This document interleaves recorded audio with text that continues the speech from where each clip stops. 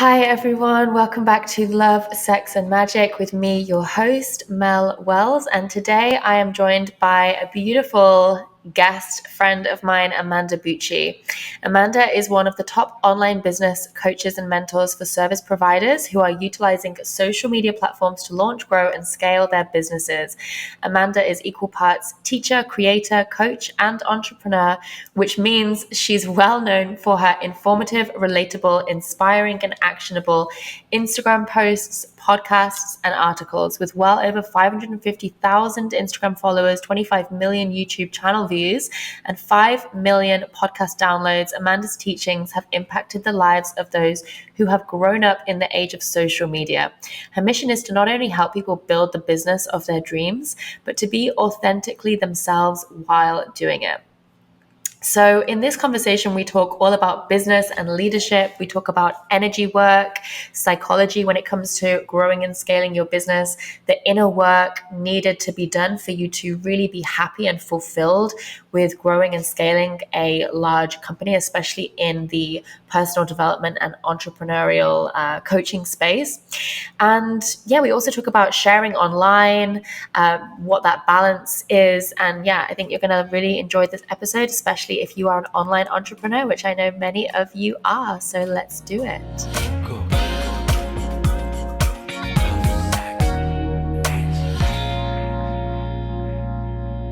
Amanda, so good to have you here. Thank you so much for coming on the show. Yay, I'm so excited to be here with you. I love you so much.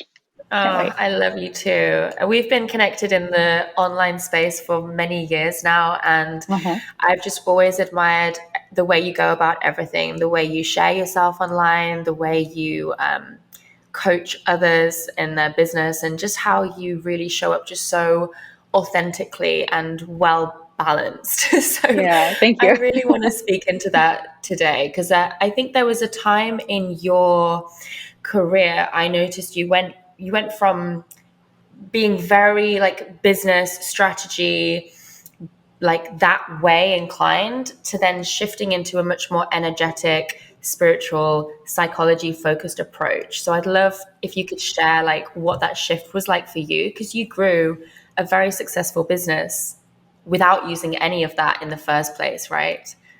Yeah, very much so. Yeah, I appreciate that. And the shift was a couple of years ago where I hit burnout. And I was 25 years old, which is super young to feel that resistance towards everything I was doing, the things that used to bring me joy, I had no energy for, the things that made me feel like myself, I just like couldn't get myself to do. And then it felt like I was using the fullness of my magical fucking sacred energy to do obligatory like tasks, steps, robot kind of stuff where it just wasn't working for me. And I, was looking around at a lot of my friends who, granted, were older than me, had a lot more experience in business. I found myself in a very successful group of beautiful women in Los Angeles. And there was just something in me where I was like, what's wrong with me that I can't do this? And here I am, like 25 years old. I scaled a coaching business from, I was actually on fitness YouTube for a while there for my early 20s. And I scaled a big audience really quickly. And then I, made a bunch of money, and then I just kept making more. And it was coming to me in this really fast way where that's not everybody's experience. And there's definitely a lot of privilege in that. There's a lot of luck in that, I would even say. I had my astrology chart read, and he's like, there's a lot of luck here. It's like, yes, accurate. But also with that comes like a lack of integration. Yes. And like a lack of foundationalizing yourself. So it was like, yes, rocket ship, fast growth, success, all of the things, but not really integrating the lessons of like who I believe myself to be and what I'm learning about myself in the process, and the skills that I had to develop to really run a company of that size. No one really tells you that you have to actually shift into being an entirely different role. Right. And I didn't recognize that. And I wasn't prepared for that. I wasn't prepared to go from making 5 YouTube videos a week and 3 podcasts a week to running a team of 8 people and doing copywriting and marketing and strategy and managing people. I was like, this is wait, I don't think this is what I want. And it was all happening so quickly, and it was really intense. My nervous system was really overwhelmed. Like I would have to just lay horizontal in the middle of the day just to conserve the little energy that I had to do the things that were on my plate. Wow. And the pattern that was running all of this, there was a couple of them. And I like to teach people that I work with, ask yourself, what's driving you? So for most people, when you get started with a business, you're excited. You're passionate about what you do. You want to grow as a person. You want to grow as an expert and a leader, and you want to be on a growth path. Like it's beautiful and exciting, and you take steps and you get mentors and all the things. And at a certain point, and in certain periods of time, you might be driven by patterns, unconscious patterns, like validation from other people, status and ego and recognition, fear of being judged, fear of not being perfect. I have my incense going. So when those patterns are running on autopilot under things, and I think a lot of people who run really big businesses have to really get clear with themselves what's driving me to build this big thing, right? Like, yes. I think if you look at anybody who has a big thing now, if they've done it for a while and they still look like they're thriving in it, they've probably done the inner work to recognize that this is who I am, and I'm not just running this whole operation based on validation and recognition. Yes, one would hope. Right. One would hope. Not everybody, but for me, I got to this point where I was like, ooh, I don't want to be seen as this, dumb fitness influencer anymore. Or I want to be respected by my peers. I'm young, I'm a woman. I want to be just seen as someone who is in this kind of higher status. And I want to prove to myself that I can do it by getting achievements and accolades that look and sound cool. When in reality, I really didn't even want to have the hugeness of it all. I didn't, Amanda, didn't really care. Like my truest of true self. And I had to get to this burnout place and recognize I can't do it this way. I just can't fucking do it. I'm tired. I asked myself this question. If I were to delete everything, all of my team members that I am trying to people please and make sure that everyone's happy and I show up in this way, if I didn't have anybody relying on me right now and I started totally fresh, what would I do? And that question really hit me because the things that I loved doing were content creation. I loved having space. I loved not having tons of obligations. I love coaching. I love being with people. I love that. I love growing and learning, but I don't need it to be infused into every single day to the point where my nervous system's really overwhelmed with the amount that I have to grow and learn and do. So what I ended up doing was I shut down this program that I had that I ran for 10 rounds, this business coaching program. It was the biggest moneymaker in my business. I just shut it down. I was like, done. Wow. Totally done. And was that because you were just recognizing that it was coming from the wrong place? It was what was driving that was actually not in your highest alignment or healthy for you anymore? Yeah, it was great for a certain period. And I think that so many entrepreneurs and people who are content creators start something and we have this belief and we get told this narrative that we have to do the thing forever.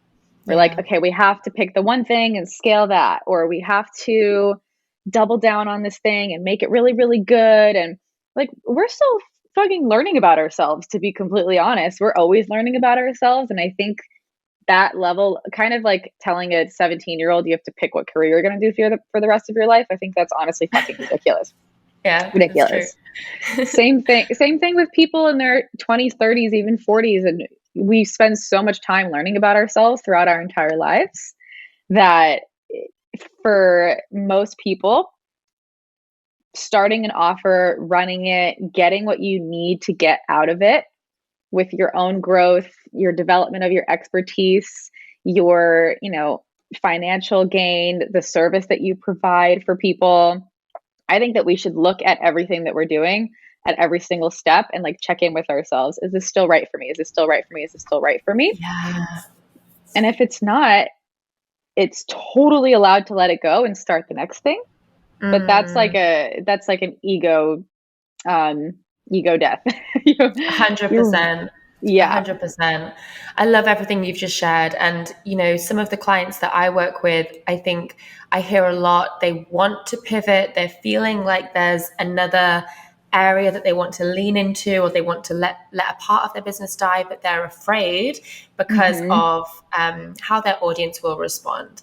Yeah. And, this is like smaller audiences, and you've grown Yeah. an audience of like 500,000 followers, right? So I'm curious to know what that was like for you. Was there a fear that came up around not being what everyone else had originally thought they were following you for, and having that pivot? Yeah, 100%. It's such a scary thing to do because you have to do it inside of yourself first.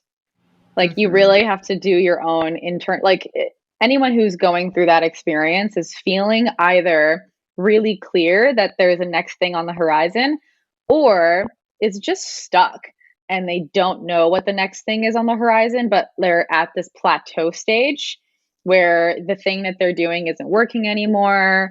They kind of feel like a robot in their business. They're getting resentful of their business and clients. It's starting to feel like a ton of resistance to post about the same thing.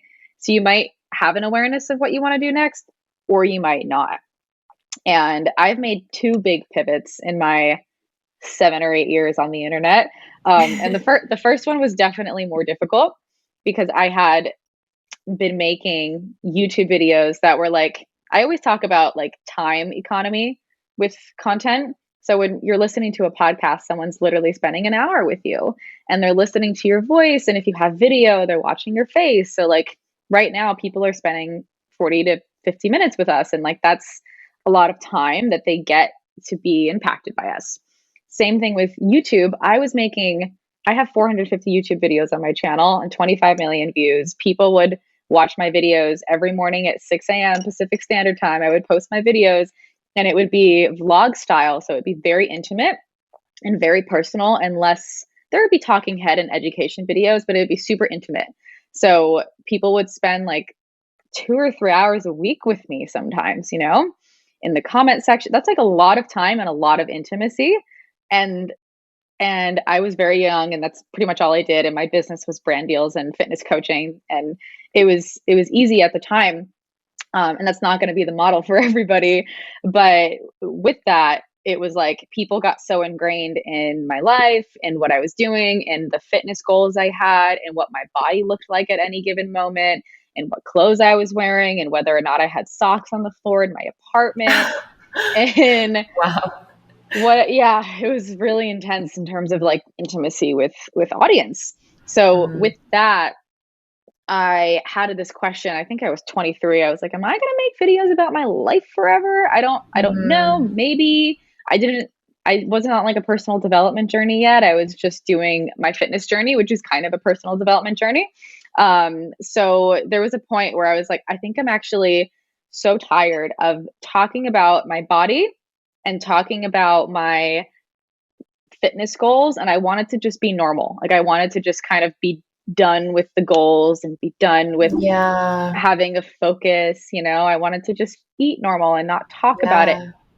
Well, I can imagine like the pressure So on much you pressure. from all of those people that are relying on you looking a certain way. Like that's so intense. Yeah. And even if I didn't look like the absolute best, there was a point where I gained weight and I got trolled for a while, and then I pivoted into Wow. powerlifting instead of bodybuilding, and that was really beautiful for a lot of women because I talked about what your body can do rather than what your body looks like. So there was that there, but ultimately people were like, when's your next show? What's your next fitness goal? And I think for my healing journey with food and tracking and rigidity and masculinity and just structure and discipline, I needed to let it go. I needed to surrender to just trusting my body. And my body was guiding me to do the same thing. I was like, I can't really exercise. I just need to go to yoga and I need to dance and I need to intuitively eat. And like, I can't. And that's not everyone's journey, but it was mine. And then I joined a mastermind and I was like, business, this is exciting. I can help people with this. This is something Right. I've done. And then that's what that started. That was the hardest pivot. It was so hard because people, in the beginning of any pivot you make, you don't really know who you are in the new version of yourself yet. And Totally. the hardest thing for people is being seen as someone who doesn't have their shit together on social media. Someone who's Yeah. not an expert yet or who's not fully embodied yet. And oftentimes people pivot and they're like, I know what I'm doing 100%. That's so true. That's so true. I completely experienced that like every time I pivoted. And I think it's really, it made me really embrace being an eternal student and not Yeah. needing to constantly look like I was the expert of absolutely everything. Yeah. Because none of us are. No, not at But I all. think for a lot of people that are like successful in any industry, we do have a degree of identity with being a high achiever. So it's hard for people to look like beginners, especially in front of a big audience. But I think that humility when you're pivoting is so important. It really helps you break down that ego identification with needing to be the expert or needing to be validated for being the best or recognized for like all that little drama in industry, the coaching industry and stuff, and you're like, this person took Hmm. my thing and I am, these people are taking my client. It kind of just like squashes all that in a Right. really nice way because you're like, I'm a student, I'm learning, this Yeah. is what I'm learning. There's a couple of different stages. Number one, you go through it in your own life, right? Like you go through your own, whatever your pivot is that you're going to teach next, you're having it for yourself. Whether Right. it's like personal development or you're healing your body or you're going into business or you're going into whatever else is next for you, you're in it. And then you're like, whoa, I'm having this and I'm also running this business. And this is like personal brand 101. Like your business is so connected to you. And some people have businesses that are not connected to them. And I'm building one that will be separate from me in the future, which is great. But for a lot of people who have personal brands and coaching and education businesses where it's your face, it's so connected and you really can't separate it. So it's you. And then you start sharing stories. You're like, I'm not an expert yet, but I have stories to tell you about what I just went through. And then it's kind of getting started with like, this is a part of my life. This is something that I'm going through. I'm learning. This is who I'm learning from. This is how I'm learning. This is how I'm integrating that information. And then you start with your coaching clients and or you start teaching on Instagram or social media or whatever. You're like, here's this like process that I just did for meditation. Like I'm going to try to lead someone through a meditation or whatever. And then you start integrating it into your business. So if that's where your pivot really wants to go, and this is a process I think should be fairly slow, like integrated into, for me, I started integrating my spiritual psychology. I took a year and a half long class. I started integrating those practices into my mastermind, just into that group before I ever made a separate program about it. And I was just doing some of the exercises and like at the in-person retreats, I was like, I have this process, let's do it. And I'm not able to just fully teach it without looking at the paper just yet. But, Yeah. I'm in that practice of going from student to teacher. And I think people in pivots try to speed that up really quick. So true. That's such a good reminder. So good. I wanted to ask you about like sharing your life online. Like you mentioned earlier, like you've been in this world for so long and you were vlogging and like doing the influencer kind of model. Um, and now, you're so successful, you have this amazing company, you seem to have just such a great balance. But you're also still sharing intimate parts of your life online. Mm-hmm. But, you know, like for example, you're sharing your relationship online, which is a little out of the box of most normal relationships, I would say. And I'd love to ask you about that. Like, what was that conversation that you had with yourself, if there was one, around like, how much of this do I want to share? How much do I want to let people in? Versus like, this is just who I am. So this is a big part of me. So I'm going to share it because I love it. Yeah. Yeah, such a good question. Back when I was doing YouTube and I didn't have my personal development journey yet, I really had like such little amount of life experience. Sharing was easy because the stakes were low for me. Does that make sense? So like the backlash I could receive could just basically be from like exactly what I was saying to people. I was like, I have anxiety and this is my fitness journey and sometimes things are hard, but that was pretty much the extent of like the emotional depth of it for me. Right. So the stakes were a lot lower. And as my sharing journey has gone on over time, I've shared a lot less over time. And the few things that I kind of think about in terms of when to share, how much to share, if to share at all, are number one, am I being authentic here?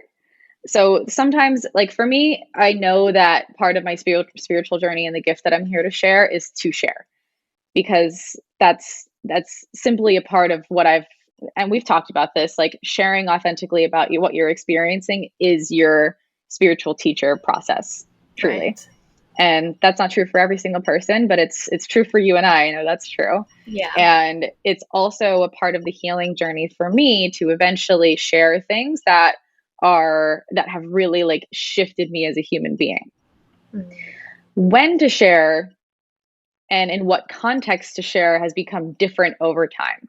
So in a relationship as complex as a open relationship, a polyamorous relationship, which I'm in, there are other people involved. There are really deep emotional ups and downs involved. And perhaps if I was a relationship coach or a love coach or a sex coach, that would become more a part of the content strategy for me. But I'm not. So I didn't turn that part of my life into a business yet. But for me, it's actually like a slowed down version of what I've kind of always done, which is like fitness journey. I'm going to turn that into a business journey. That's going to be a business. And I'm going to take all these lessons and package them up and make it a business. Now it's like, I'm having a really deep emotional experience in my relationship. And I'm learning some of the most beautiful, powerful, potent, important lessons in energy and self-awareness and boundary work and relational dynamics and deep partnership and commitment and just like deep self-knowledge. And that feels like a spiritual experience that I will eventually like share all the juicy lessons from, but I feel like I'm still having it and I'm still in it. Yeah. And it also is higher stakes. So it's more personal, it's more intimate. And sometimes there's just a level of energy you have to ask yourself, like in sharing more, what level of energy would I be expending to then be in the process of receiving people's projections, feedback and projections essentially, because that's what's going to happen. And I oftentimes know that when I share or when anybody shares something intimate about themselves, you have to prepare yourself for people to project onto you. And Yes. I like to wait to share until I'm really grounded, not even really, really grounded, but grounded enough to know that if someone projects their shit onto me and asks me a question that I would have running in my own head when I was still questioning things, that I could answer honestly and I could answer with my truth.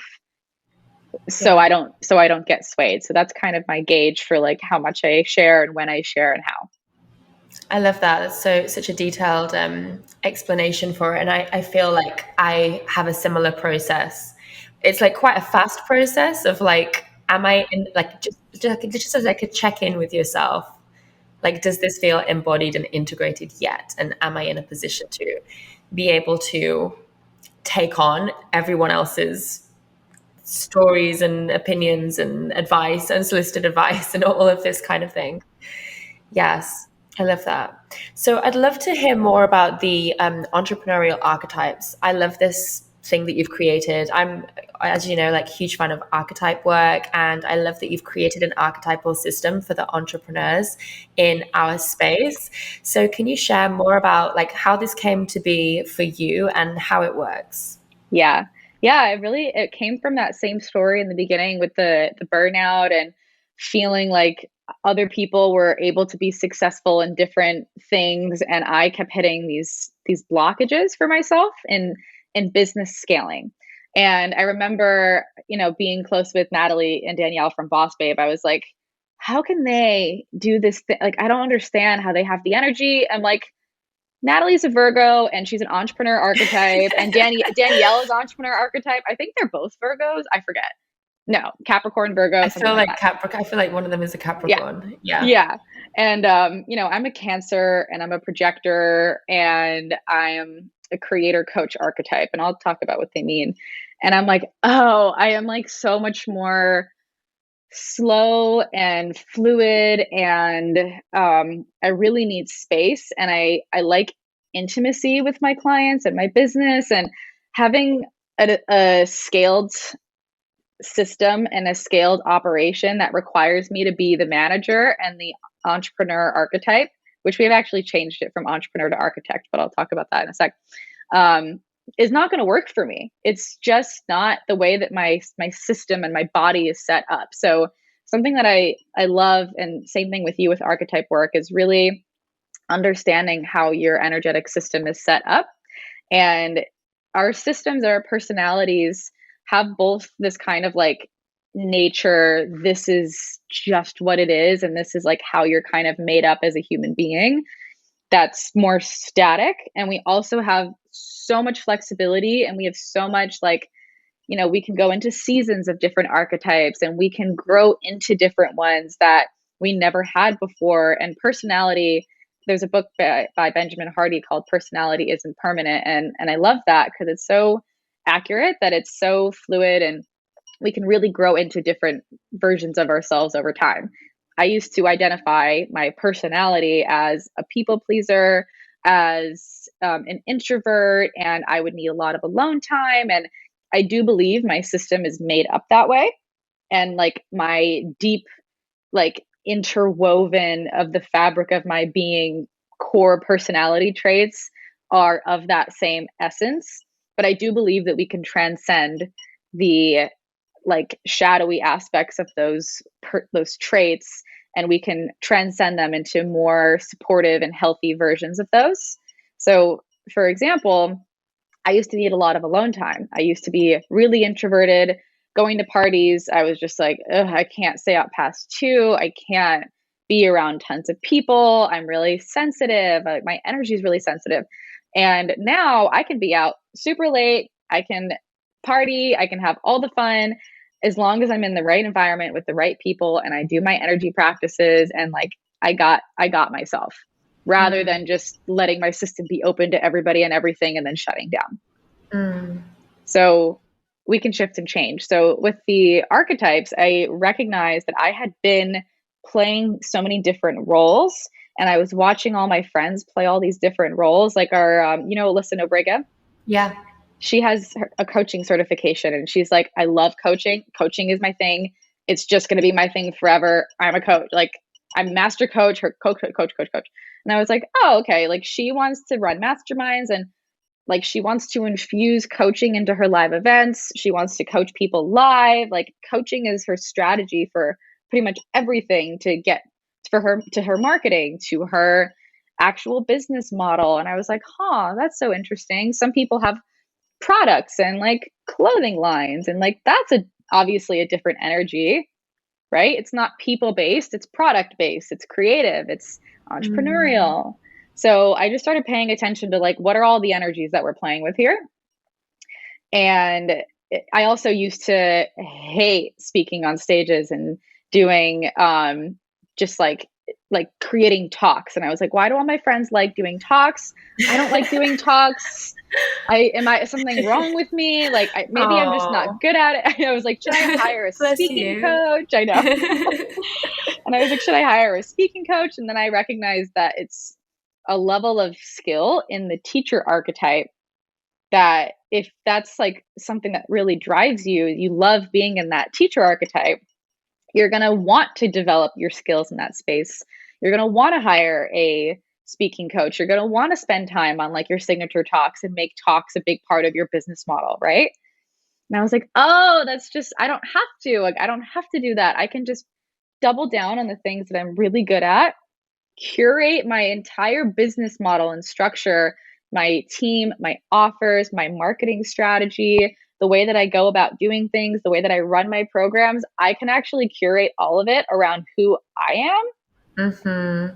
And then the other stuff can be supportive and like I can add it in when I need it. And I can also get supportive team members to fill those gaps. Yes. Oh my God, I can tell you we're both creators. My poor little creator energy was like dying. It felt so sad. Like I had no room to be creative. And then I was like, fuck this. Like I need a full day of no calls. I need multiple 3-hour or 4-hour chunks in a week to just have white space. Mm-hmm. I need coaching clients that are really high end and like amazing. And I get filled by them and they get filled by me. And I'm going to just structure my whole thing that way. Yeah. And I've been using that model with my clients for a while now since the archetypes kind of came to light. They've always been there and everyone resonates with them. I just put words to it pretty Totally. much. And just helping people get their business structure and the way that they do things in alignment with their archetype breakdown has been such a game changer for people. So It's so nice. It's beautiful. The 4 types are the architect, which is the entrepreneurial, systems thinking, big picture, masculine energy, forward motion, action taking, people that have either like built multiple businesses or they see a business or a problem and they're like, yeah, that could be like this business and we can get investors and we can do this and we can scale it and we got to hire these team members and these executives. And they already think I like this switch to the archetype. It's a perfect word for it. Nice. Yeah. It's like I see the problem that needs to get solved and I see the system that has to solve it. And it's not just about me. I'm going to architect and engineer something that can support this thing to move forward. And not every entrepreneur thinks that way. Like coaches are like, I don't either. I do not. I asked my business partner when we were building the questions for the quiz, I was like, okay, what would you do if you needed to get a cash infusion? He's like, oh, find an investor. I was like, what? I'm sorry, what? I'm sorry, what? I was like, I would sign a coaching client, Yeah. So it's interesting the way that we naturally are inclined to do certain things. Right. So architect is like the far right masculine. And the teacher is also in the masculine energy. It's the grounded, practical researcher, not even just researcher, but like, I want to read the books. I want to know who has been the experts before me. I want to get the certifications. I want to know the information. And then I want to take the information and translate it to these people in a one-to-many capacity. So as many people can be impacted by this information as possible. Mm-hmm. So they're going to be doing talks, more webinars, master classes, writing books. You've got a lot of teacher energy in you. You've done a lot of that stuff. So very one-to-many, like I want all of you to have all this information. Yeah, I resonate with that a lot. Yeah, it's great. Sure. Mm-hmm. Yep. And then the next one, which is on the feminine side, is coach. So coach is like the watery, also the architect is fire, teacher is earth, coach is water, the people archetype. So anything that has to do with people, connection, empathy. So it can be an actual like coaching relationship. It could be a chiropractor. It could be a physical therapist, someone that does one-to-one work or one-to-many work. But the energy is very much so like, tell me what's going on with you. And then I receive that. And then I'm going to mirror it back to you. And I'm going to give you back something. So it's any kind of like connection-based stuff, customer service, in your business. Mm. Company culture, all Yes. Love people-based that. stuff. Yeah. So it's It's not all the even just emotions, isn't it? Because all water the is the emotions. emotions. Yeah. Exactly. Love it. Anything that has to do with emotions or navigating people, psychology, all of that. The last one is creator, which is the airy, creative, imaginative, open to, like deep feminine, open to receptivity, getting downloads, needs a lot of space, inspires beauty, can see things in a unique perspective. We both have tons of creator energy. We're just like, yeah, I get ideas and I make stuff. Idea makes stuff. Idea makes stuff. Yes. and that's the far left feminine. So those are the four, and you essentially have a breakdown of like how much you embody of each of them. So you can embody 100% of all of them if you're like really really like integrated in that, and you can also embody more and more of each of them over time. But ultimately, most of us have something that kind of like, when the dust settles with all of our conditioning and our biases and everything, like we could have a negative relationship with one of them because we had a bad experience, and that could affect how we report ourselves and our personalities as well. So when all the dust settles, all of us have some level of like natural, like I naturally kind of sit here.